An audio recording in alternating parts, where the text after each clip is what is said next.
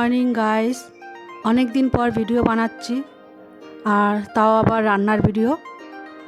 তোমরা তো জানোই আমার একটা বড়সড় অপারেশন হয়েছে, আর সেইভাবে ভিডিও বানাতে পারছি না, মানে ফুল লং ভিডিওগুলো বানাতে পারছি না। তাই ভাবছি আজকে তো পয়লা বৈশাখ, তা আজকে একটু রান্নার ভিডিও বানাই। আর রান্না বলতে গেলে আমি তো সেভাবে রান্না করি না, মেয়ে যা পারে তাই করে। তো আমি বললাম যে 1 মাস হয়ে গেছে অপারেশন হয়েছে, যে আমি আজকে তোদেরকে একটু ভালো খাবার বানিয়ে দিই। তো বললো যে ঠিক আছে, পোলাও বানাও আর চিকেন বানাও। তো আজকে রবিবার, এমনি চিকেন হয়। তো ভাবলাম ঠিক আছে, আজকে ভাত বানাবো না, ভাতের বদলে আজকে একটু বাসন্তী পোলাও বানাবো। তো গাছ দেখতে থাকো পুরো রেসিপিটা। খুব আস্তে আস্তে আমি এখনও চলাফেরা করি, সেইভাবে বেশি জোরে জোরে চলাফেরা করতে পারি না।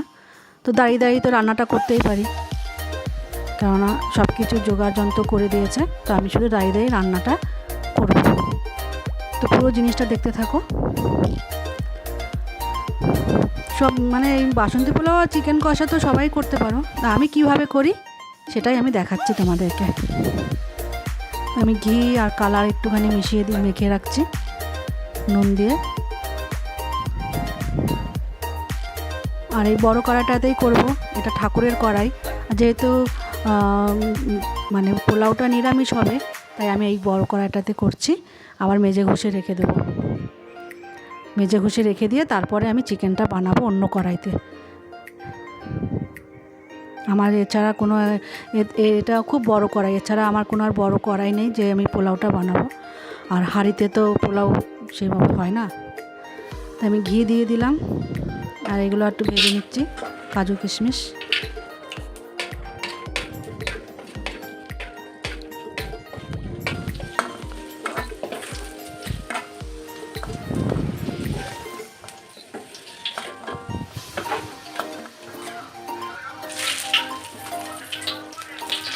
দেখো আমি কি দিচ্ছি, সব কিছু বলতে পারছি না বাবা, আমার বেশি কথা বললে না হাঁপিয়ে যাই আমি এখন।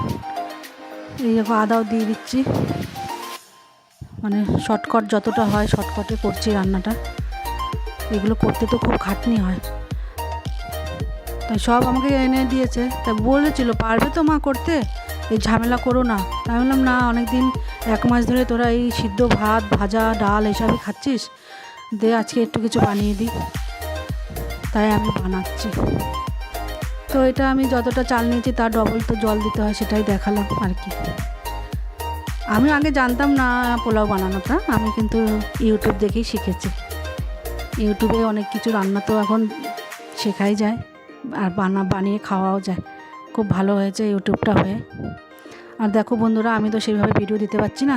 তোমরা যারা আমাদের ভিডিও দেখতে ভালোবাসো তারা একটু ওয়েট করো।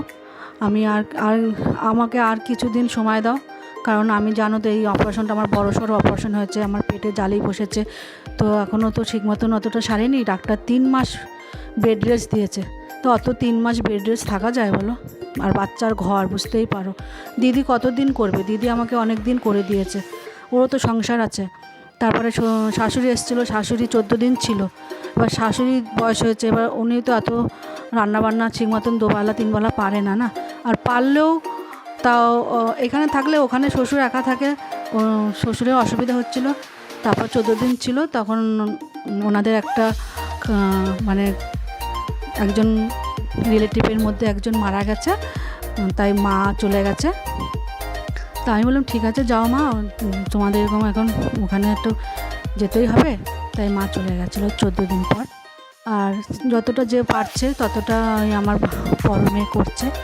আর মাঝে মধ্যে একটু আমার দিদি তরকারি সবজি রান্না করে দিয়ে যায়, মেয়ে ভাত রান্না করতো। এইভাবেই চলছিল 1 মাস ধরে। তাই আজকে পয়লা বৈশাখ, তাই বললাম যে দেখ মা, আমাকে সব কিছু এনে দে, আমি দাঁড়িয়ে দাঁড়িয়ে রান্নাটা করে দিই। তাই আজকে আমি রান্নাটা করছি। কেমন হয়েছে বলবে সবাই, ঠিক আছে? আর তোমরা যদি রান্নার ভিডিও দেখতে চাও তাহলে আমি রান্নার ভিডিও দেব, কেননা এই মুহূর্তে তো আমি বাইরে বেরোতে পারছি না। সব 1 মাস হয়েছে, আরও 2 মাস আমাকে এই ঘরেই থাকতে হবে। তাহলে আমি যা রান্না করব টুকটাক বাড়িতে, তাই রান্নার ভিডিওগুলো দেব। তো চলো, আমার পোলাও রান্নাটা হয়ে গেছে, আর আমি ওই কড়াইটাও মেজে ঘষে রেখে দিয়েছি। এখন আমি অন্য কড়াইতে মাংসটা রান্না করব। তো দেখো আলুটা ভেজে নিলাম। আর মাংসটাও হালকা ফ্রাই করে নেব।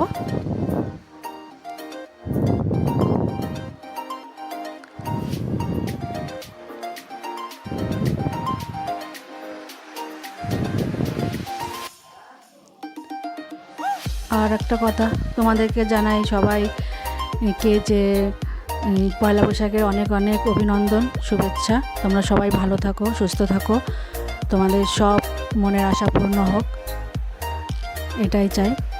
তোমরা সবাই ভালো থাকো। তো মাংস ফ্রাই হয়ে গেছে, আবার তেল দিয়ে দিলাম, জিরে দিলাম, গোটা গরম মশলা, তেজপাতা আর একটু শুকনো লঙ্কা দিয়ে দিয়েছি। এবারে পেঁয়াজ, রসুন, আদা, কাঁচা লঙ্কা বাটাটা আমি দিয়ে দিলাম।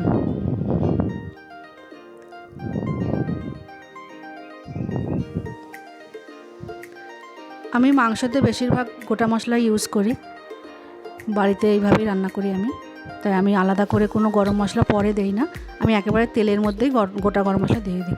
আর একটু পেঁয়াজ কুচিয়ে রেখেছিলাম, পেঁয়াজটা আগেও দেওয়া যেত, কিন্তু আমি এইভাবে পেঁয়াজটা দিলাম, এটা খেতেও খুব ভালো লাগে।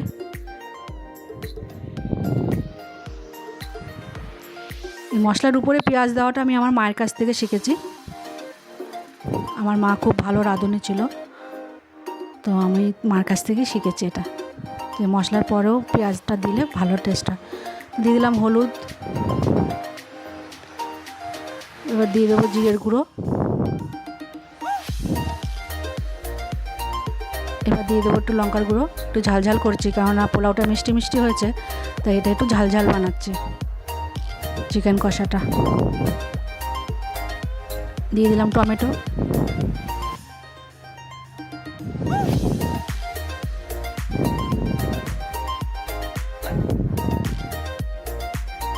একটু জল দিয়ে নাড়াচাড়া করছি। তেল বেরিয়ে আসলে চিকেনটা ঢেলে দেবো।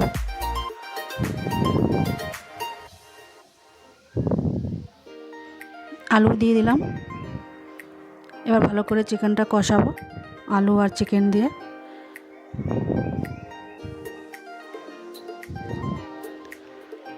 কালারটা খুব দুর্দান্ত এসেছিলো। আমার যেহেতু লাইটের অত ভালো আলো নেই, তাই অতটা বোঝা যাচ্ছিল না, কিন্তু কালারটা খুব সুন্দর এসেছিলো।